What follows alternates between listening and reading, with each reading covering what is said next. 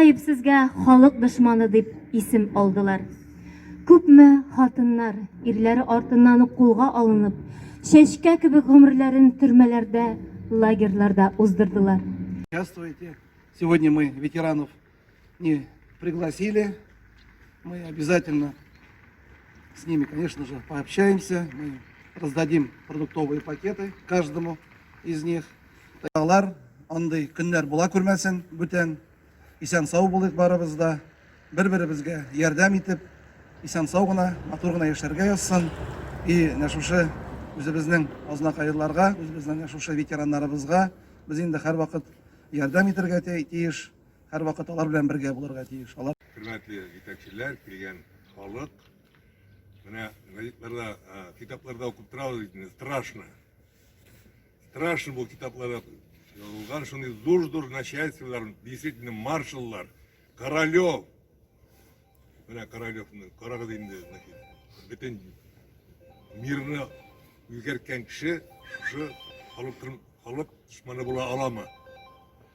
Менә минем әтиәниләр белән сөйләшкән вакытта, мин Тыматык районына индем, Шәрәфкә менә, допустим, төнне киләләр иде, төнне, именно төнне, 3 кеше. Шыкылдаталар, алып чыгып китәләр, кая алып киткән, ни өчен алып киткән, нәрсә өчен, беркем бер нәрсә белми. 4923 арестованных и 681 692 расстрелянных. Всего за 1921-1954 года было репрессировано 3 777 380 человек.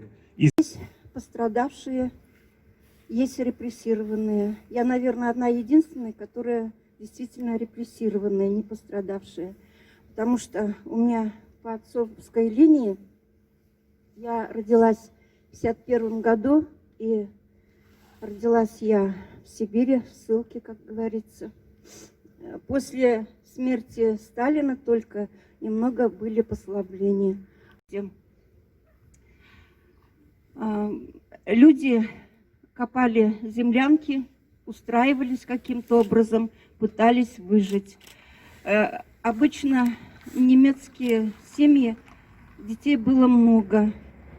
Ну, как бы у них семья всегда была на первом месте. Как-то они традиции очень сильно сохраняют и раньше, и сейчас. Ну, 2 маленьких детей умерли в семье, потому что в таких условиях просто не было возможности выжить. Папе было 15-16 лет тогда. Ну, потом как бы определили как труд армию, но это все было за колючей проволокой, и очень сильно голодали.